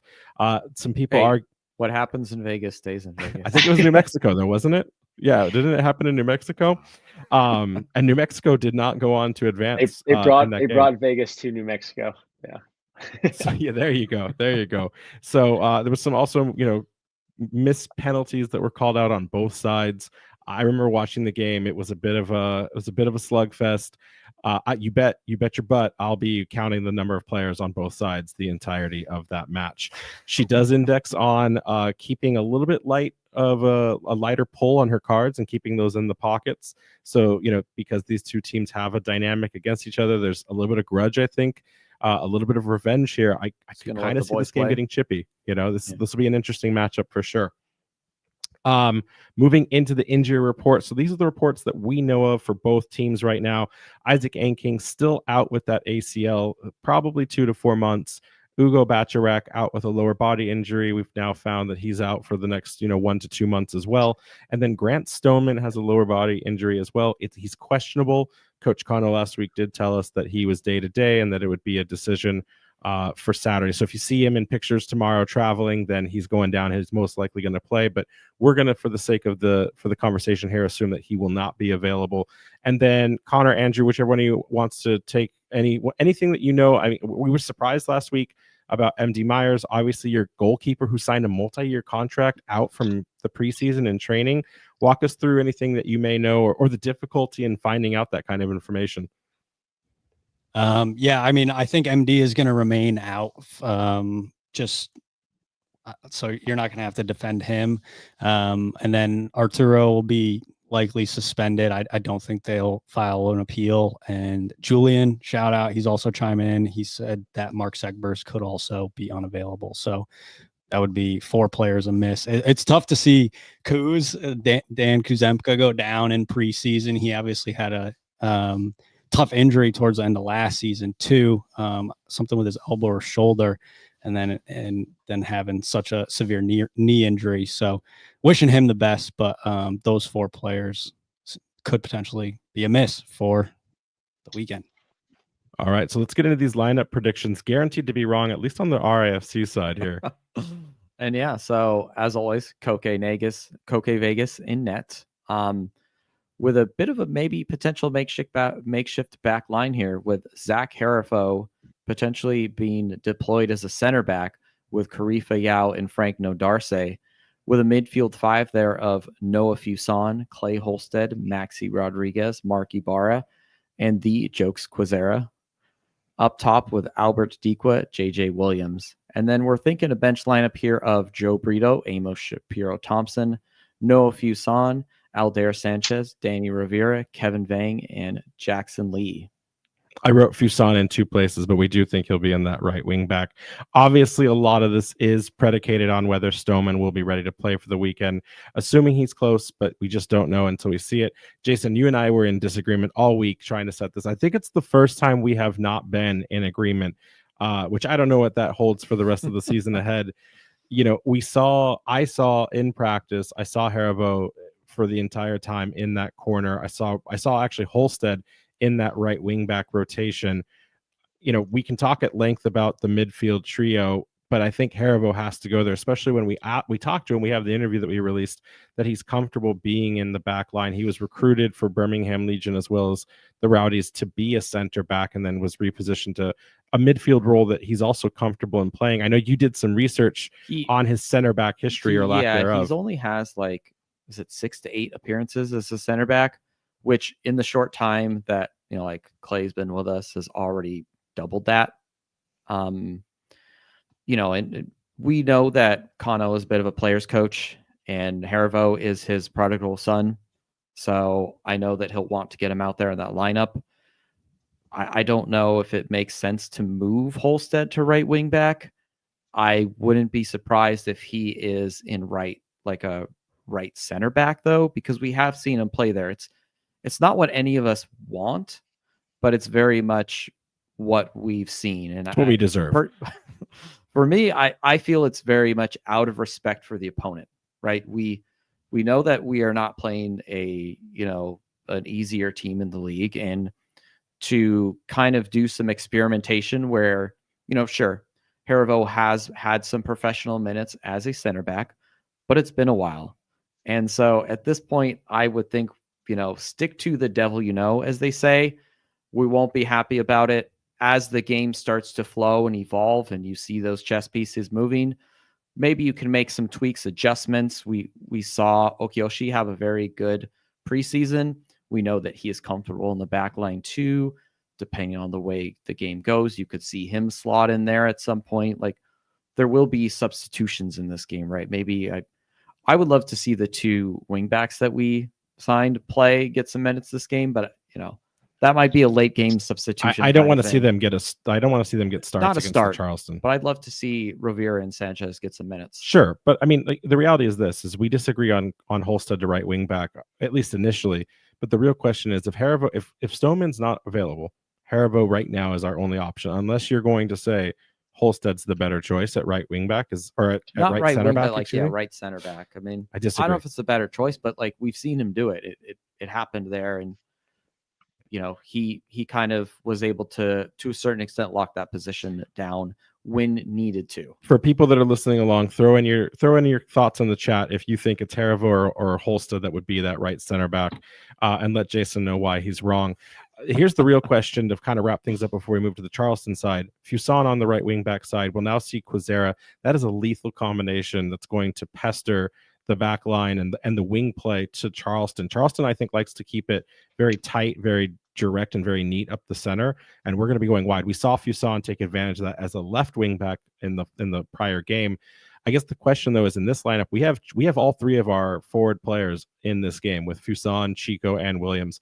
Is that the right gambit that coach should be making, considering we don't have a Mark Doyle in reserve to change things up? Like, do we put our best players out there, get the goals, and then worry about holding down the rest of the minutes if we need to make subs in the 60? Because again, to the point that I think Andrew made earlier, fitness is going to be an issue in this first game, right? So, like, is this the thing? Do we go at it and do we try to get those first few goals in the first half and then just hold on for dear life? Try and get it shut down by the 60th minute and then just sub in, all the midfielders and just. I mean, that's all if you look at the bench, all we have are midfielders and defenders at that point. Yeah. So then after that, we just line up as a 3-7. Perfect. I mean, Amos Shapiro-Thompson will be a game changer this season. We saw so little of him last season. I think he's going to be the X factor when it comes to impact subs. And Joe Burrito's been on a tear in this preseason. So let us know what you think, but this is what our projected lineup is. Moving over to the Battery here, we kind of plugged this in based off of what we saw from FOTMob and SofaScore. So Andrew, Connor, the floor is yours. Let us know if we got these right. If we got one wrong, just yell at us and say, what are you guys doing? Don't talk about our club anymore. Yeah, I think this is pretty accurate. I feel like, just having watched Pirrmann the last few years, he's someone that's likes to stick to a similar squad week in, week out, especially early on in the season. I think he'll keep things as they were. I don't see much movement around the squad itself. Would like to see Klein get more involved this time around. Obviously, we talked about Cal Jennings, and he was kind of quiet last time out. But yeah, I think it's going to be a fun game in terms of your outside backs and your wing backs and our outside mids and our fullbacks. So it's going to be a battle all around. But yeah, this is exactly how I picture Pirrmann going into this game. Do any of you guys want to read this out loud for the listeners that only do the Spotify or the Apple? Yeah, I can read it. So yeah, I mean, the Battery will probably set up as you have it, the 4-2-3-1. Zamudio is going to be in goal. Allen at left back. Smith and Archer, your center back pairing with Langston Blackstock as the right back. Your double pivot with Husu and Malloy. That's a really strong midfield core. That's going to be a lot for any team to deal with. And then you have Johnny Klein. Ikaza did start, and I'd like to see him stay there just because of the energy that he brings. Juan David Torres off the right. He floats around quite a bit. And then the main man now, Cal Jennings, leading the line. So, yeah, I agree with Andrew. I think this is Pirrmann doesn't switch up his starting 11 very frequently. One thing that I would personally maybe like to see is I think DeSantos did enough to earn a start when he came on against Louisville. I think he's a left-footed player, so naturally at left back, it's comfortable for him. He is a very good defender, and he can also get forward. He's not necessarily known for it, but that's like one switch I would maybe like to see for game 2. But the rest, I mean, I could dream about what we could do, but I think this is what it'll look like. It's hard for Pirrmann to go into a match without Allen on the field if It he's is. fit. So True. yeah. That one goes back to his Memphis days. So Ikaza to me was the biggest derivative here. Obviously big shoes to fill in for Nick Marcanic. He's not the same type of player, but he's assuming some of the responsibilities. You had a really good point about how Torres is like a jazz player. He kind of just floats where he wants to be, up and down that side, cuts in centrally. Does Ikaza, is he just there as a holding pattern for the time being? Because I look at Cal Jennings is now the man, but you have Conway, you have Myers when he returns, and then Martinez, like we talked about earlier. Why are we not seeing another four? Jason, you even made the point earlier. Why are we not seeing the Battery put another attacking player up front? What does Ikaza's game offer that is what Pirrmann's looking Well, for? then maybe with health, you see Ikaza come out, Jennings drop, and like you put Myers in front of him. Maybe that's Ben's like ultimate goal. Maybe. Yeah, we've seen. that's a Oh, thought. go ahead.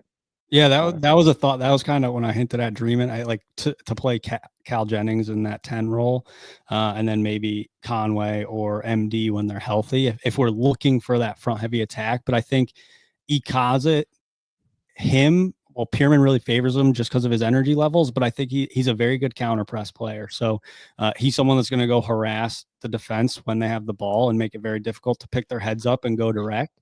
So that might be why you're seeing him in that advanced midfielding role.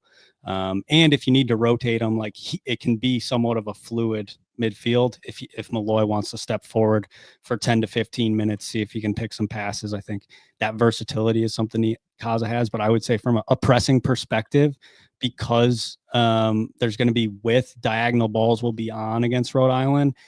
With Ikaza pressing relentlessly, it will hopefully prevent Rhode Island from being able to pick their head up and play any of those deeper balls as Charleston possesses and slowly moves up the pitch. Is one of the tactics here? Go ahead. Oh, sorry. Just one more thing. I think we also have seen last season Myers wasn't favored as a starter towards the end of the season, and I think Pirrmann does that intentionally to drain the back line of the opposition and allow their legs to get tired. And then once obviously Myers comes in for the last 30 to 25 minutes, he's able to have more of an impact. I think he can have more of an impact regardless if it's 90 minutes or 30. I just think that that's the way Pirrmann likes to set up. And as Connor mentioned, Nikaz is going to be that player to really drain the legs of the opposition. And then once that's there, you slide him in, and he's there all day for for scoring a goal inside the box, poaching, whatever it is. He's that guy. Yeah, you stole the words right out of my mouth. I was thinking, is with this many talented forwards coming off the bench, is this a wear them down and then hit them with the counter punch, late 20 minutes to go and see what you can get out of a game like that? Drop the battery and ram in when the knees are weak. I love it. And then looking at the bench, we don't have to go over it. You guys also have the advantage of some of your younger players. So I think you have like 20 players on your bench on home games. But Charleston wasn't immune to injuries last season. There was some rotation. There was some positions that kind of had question marks. When you look at this bench, who's the standout ready to fill in as a depth piece or maybe even fight for a starting position? I'm gonna go. It's probably not a commonly known name yet, but Zeke Soto. He is a very talented player, very capable on the ball, creative in attack. I think that when he gets his professional, when he gets comfortable at the professional level with some minutes, I think he could potentially turn into a problem off the bench. Yeah, I'd go Zeke. I don't really see anybody else that was really going to have or for me, that doesn't stand out as a player that's going to, take a spot with what we see here. We talked about Dos Santos briefly, but I think Zeke is that type of player that coming from such a, with a lot of hype around him, coming from Dallas I think it was Houston. What was it again? I think Houston. Yeah. So obviously has that talent behind him, and I think him and Vigo are two players. Obviously, Vigo wasn't on the bench, but those are two players that I'm really looking forward to seeing get minutes this season. I think Soto's in more of a position to get more chances just with his age and obviously just having more experience with the first team. So I think that's a perfect segue in kind of talking about some of the players, the acquisitions, and just the Battery's overall depth here. You mentioned Ortiz just now. Vigo Ortiz with the U17 Mexican World Cup team. Is he the next Fidel Barajas? He's the second best Vigo behind Vigo Mortensen, right? I mean,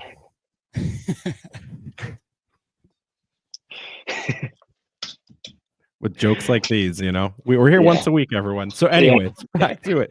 Is Ortiz the real deal, or is he a wait and see?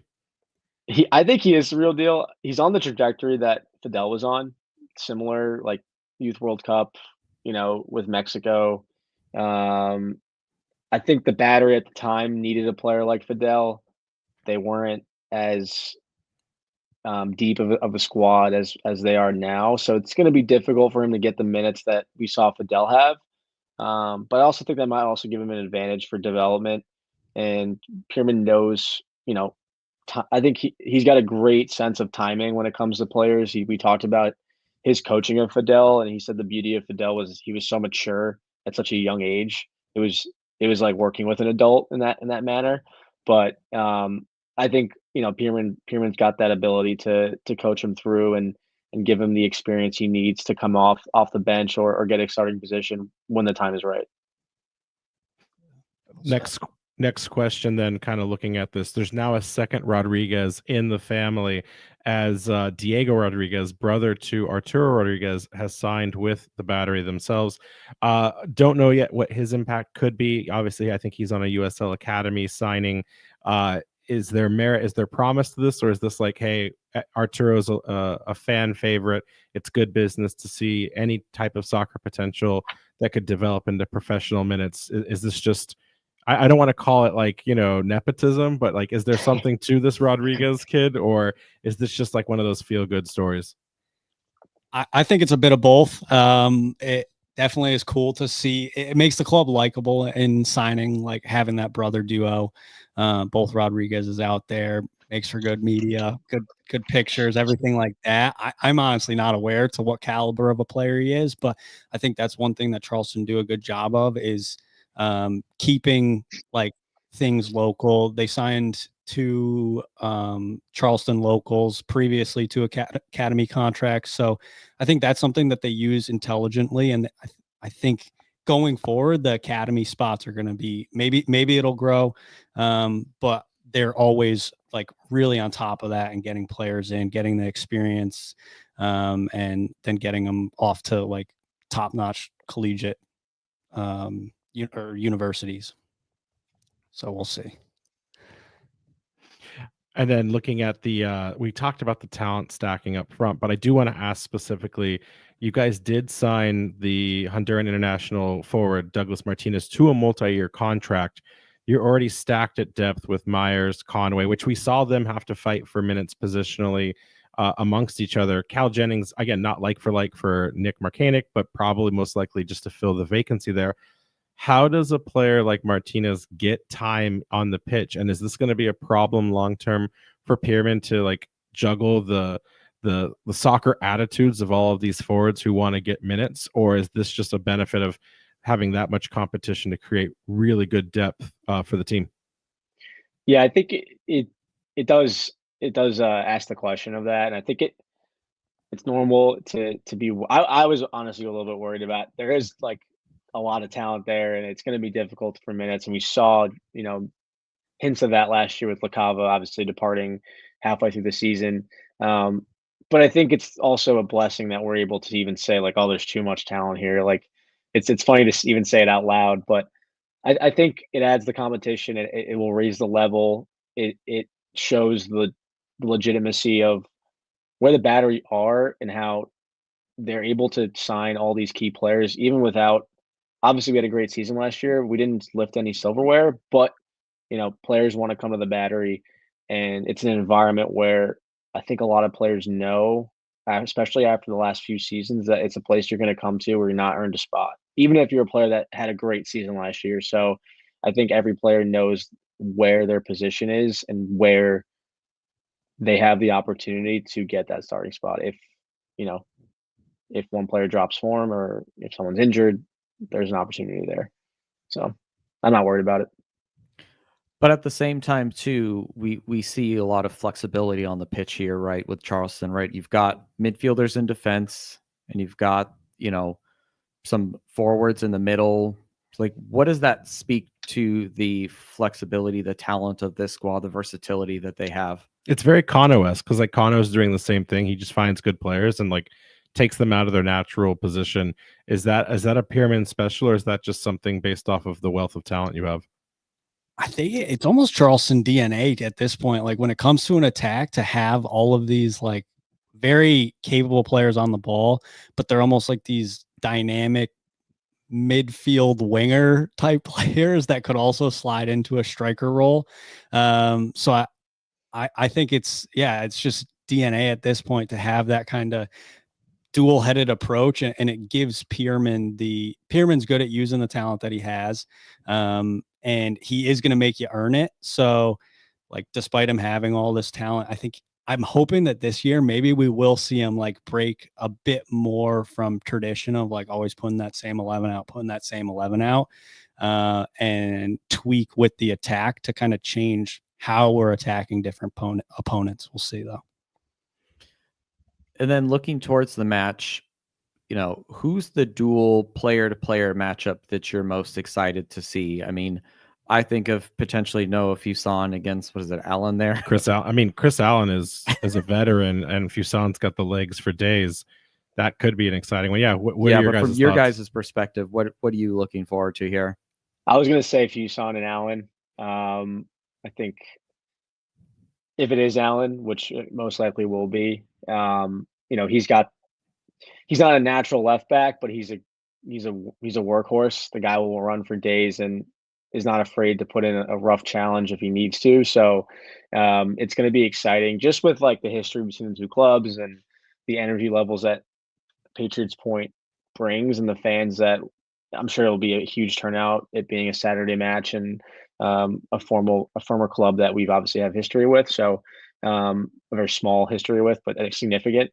I think that's going to be a great matchup, and it's going to add to the energy levels. If we see Fuson, get by Allen, the crowd will go crazy. If we see a challenge from Allen on him, that's a little bit rough. Like it's just going to build and build and build throughout the course of the match, and I think it's going to be really exciting for that. The match, I'll go different direction. I'm going to go with your new man, Maxi Rodriguez, against Husu Landry, or just Husu, because it's just going to be your classic 10v6 matchup, I think. And it's going to Maxi Rodriguez. I remember him last year at Patriots Point being an issue. Not only getting stuck in, he was chatting to the ref, like he was doing it all.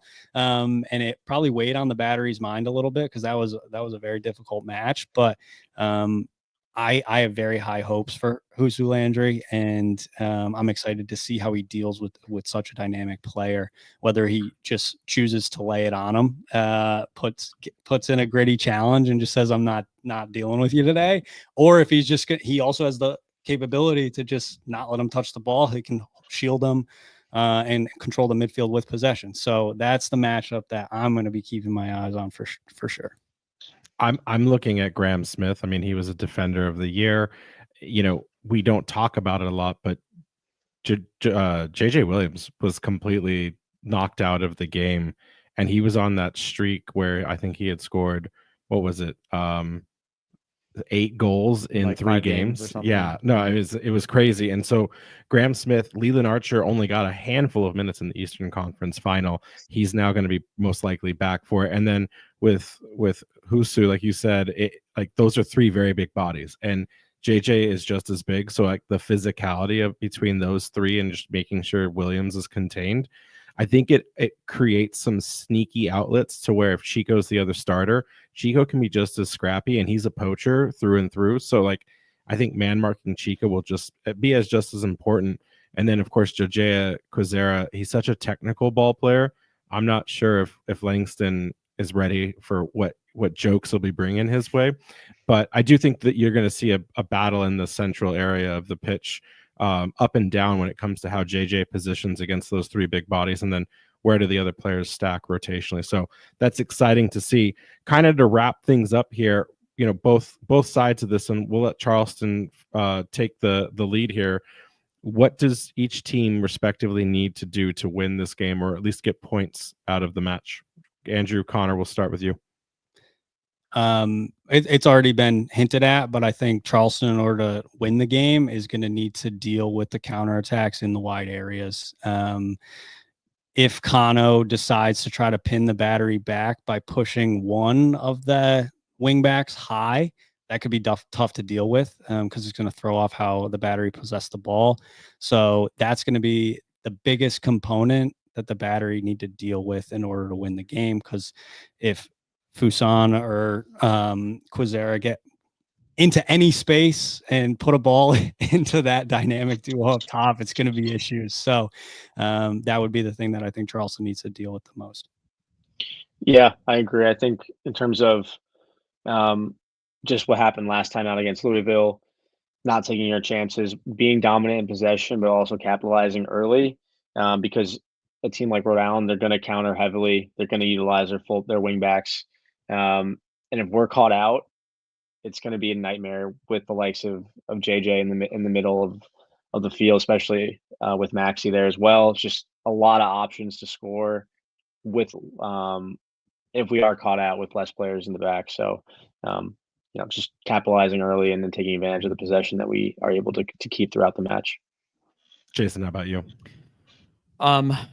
Back to the defense.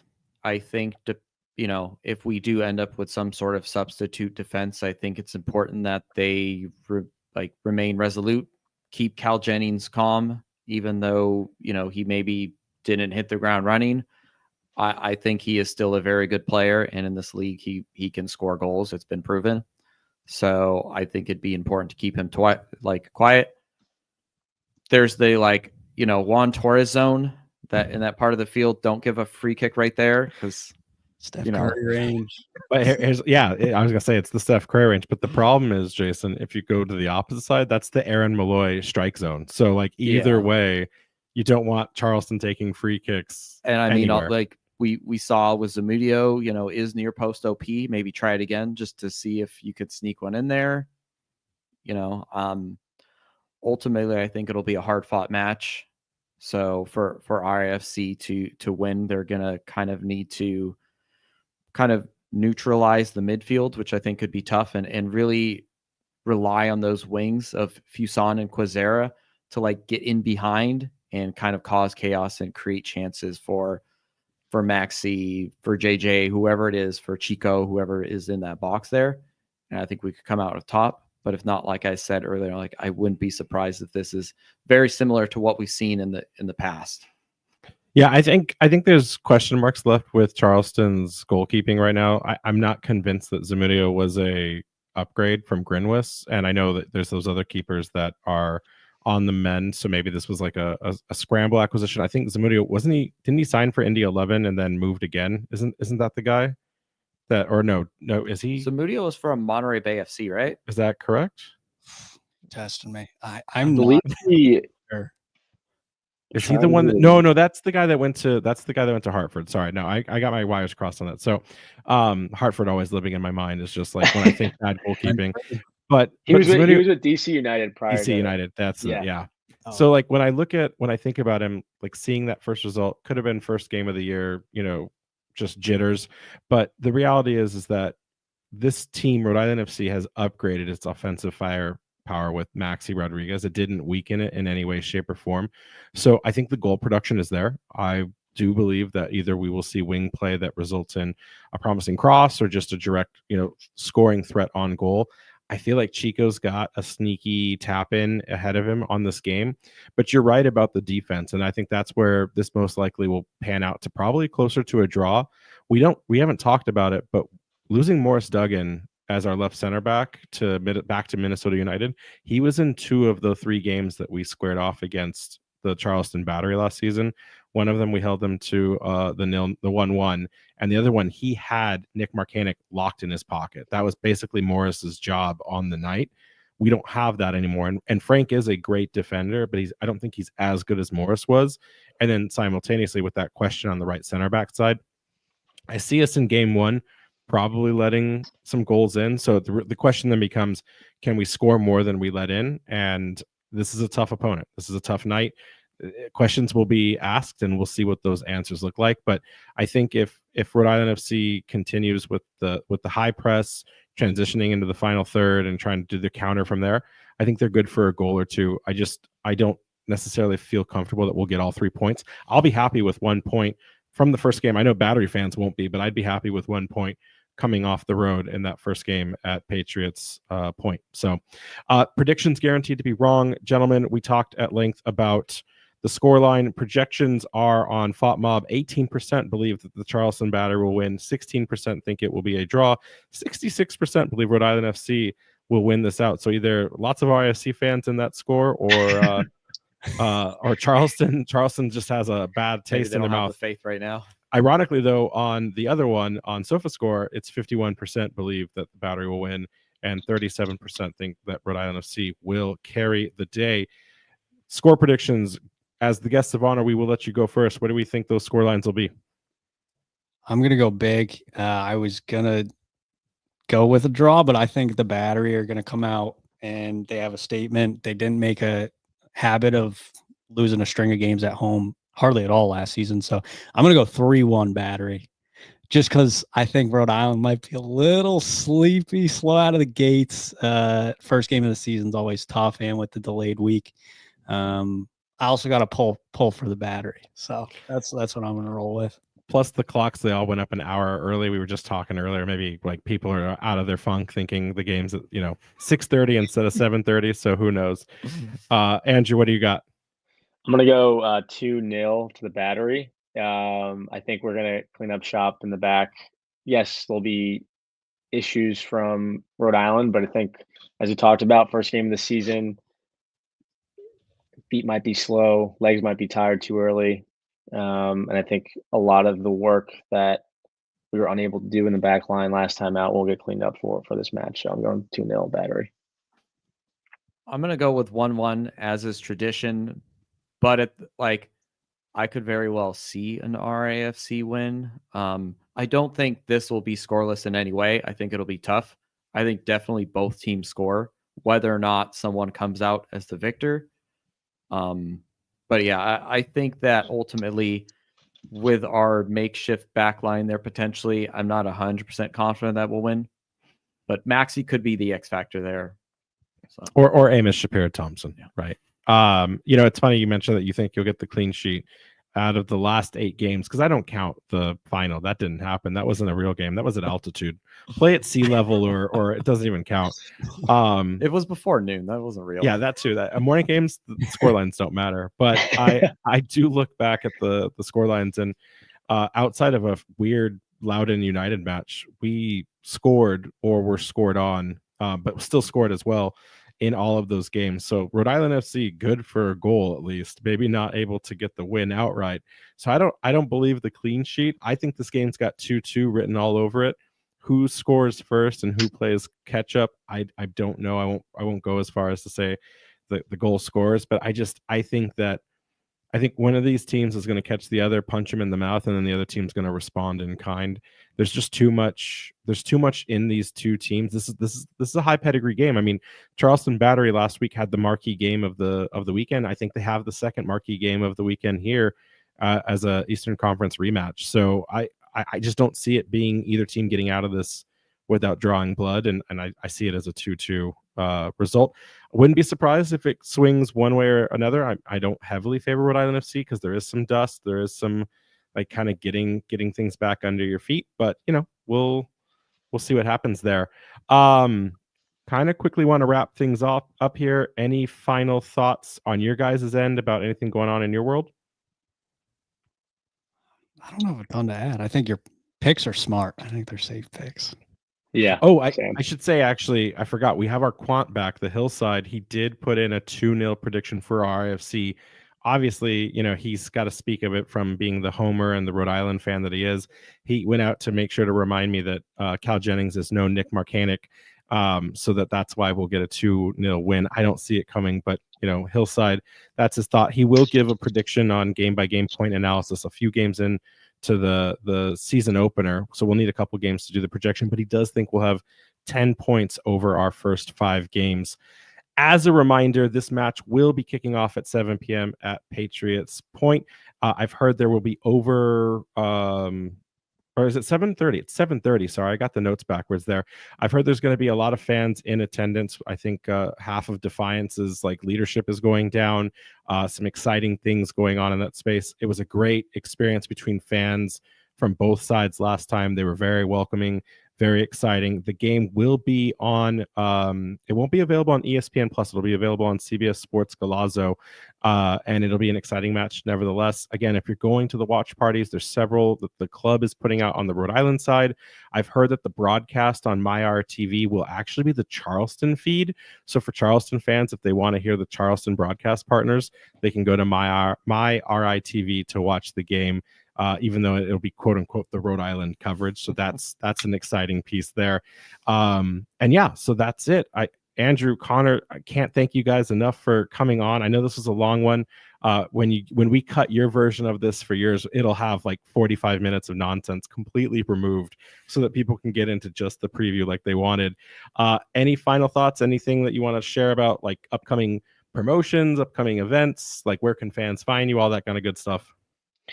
Yeah, thank you, Matt. Thank you, Jason. This was a lot of fun, and we love doing this with you guys. You can follow us at Howler Soccer Social, Howler Soccer Social on Instagram, Howler Social on Twitter, X, whatever you want to call it. Holy City Soundoff on Twitter, Instagram as well. Biggest thing we have coming up is our merch release, so just keep an eye out on that. We're excited to announce what they look like. Our reason behind them, and just like all the pictures we're able to grab. We got a shoot coming up this weekend, so we're excited to get that out to people. And yeah, we'll be on the road very soon, covering Hearts of Pine, and you know, more content to come on the road over the next few weeks. So we're excited for it. That's awesome. All right, guys. Well, thank you so much for joining. It's always been great time hanging out with y'all. So make sure to check out our friends over at the Blazing Musket for all your New England soccer coverage, including RAFC, and that's at theblazingmusket.com. You can follow us on Twitter, Threads, and TikTok in Blue Sky at RAFC Podcasts. We have an Instagram at Raising Anchor and a website, raisinganchorpodcast.com. Anchor's up. Anchors up, and I will hold you guys to Jaeger shots in draws of any kind for any games that are held for the Jägermeister Cup here in New England. So be ready. You know, you were the ones that did the promotion. You found the bottle, so it's time to punish our It livers. somehow ended up in my hand. I don't know how it got. Someone's got to drink it. Right? I'm down. Let's do it. Until then, go give them your love, your follows, and we will catch you guys all next time. Anchors up for now, and catch you guys later.